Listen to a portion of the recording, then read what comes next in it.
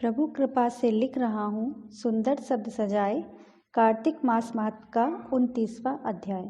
जय श्री कृष्ण भक्तों, आज हम सभी इस वीडियो के माध्यम से कार्तिक माह के 29वें अध्याय का श्रवण करेंगे। तो चलिए सुनते हैं कार्तिक माह का 29वां अध्याय।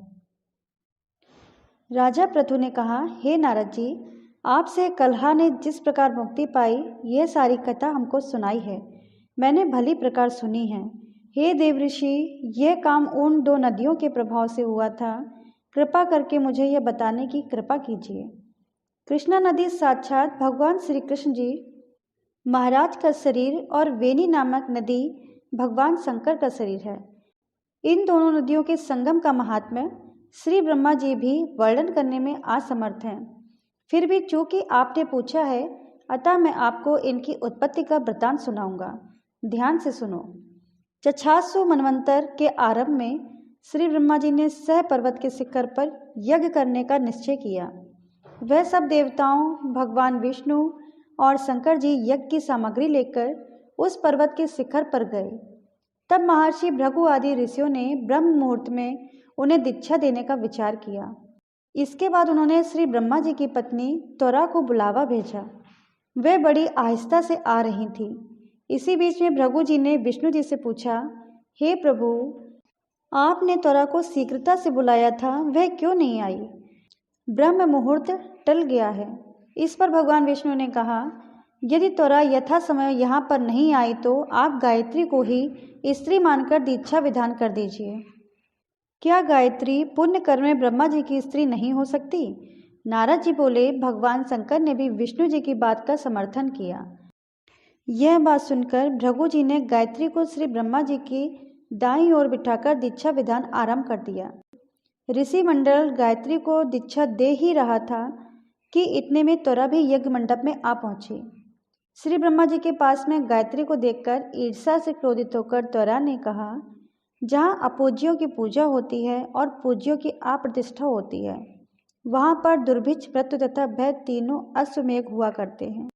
ब्रह्मा जी की दाईं ओर तथा मेरे स्थान पर बैठी है। यह अदृश्य बहने वाली नदी होगी। आप लोगों ने अविचार से इसे जो मेरा स्थान पर बैठाया है, अतः आप भी सबके सब जड़ रूप नदियां होंगे।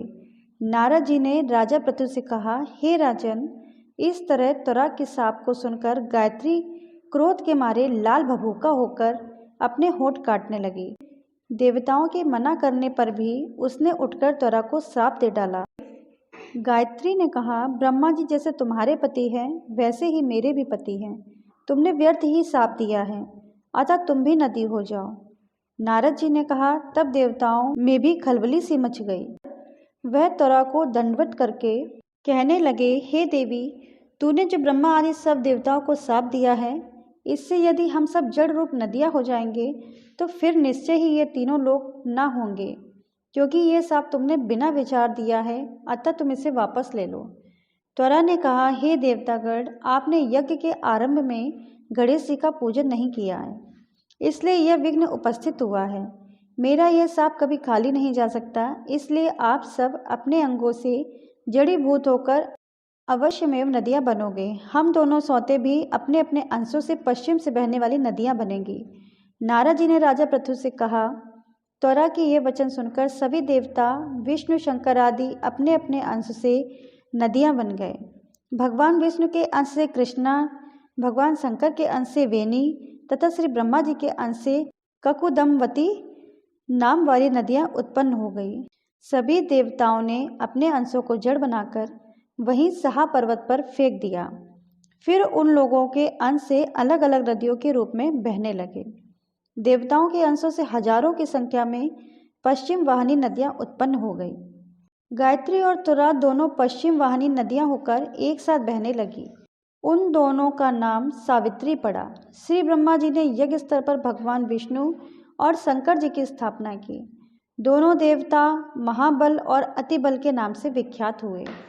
राजन, कृष्णा और वेणी नदी की उत्पत्ति का ये वर्णन जो मनुष्य सुनेगा उसे दर्शन और स्नान का फल प्राप्त होगा।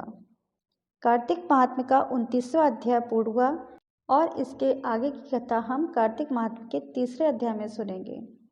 अगर आपको ये वीडियो पसंद आई हो तो प्लीज़ हमारे चैनल को लाइक करिए, सब्सक्राइब करिए और शेयर करिए। धन्यवाद भक्तों।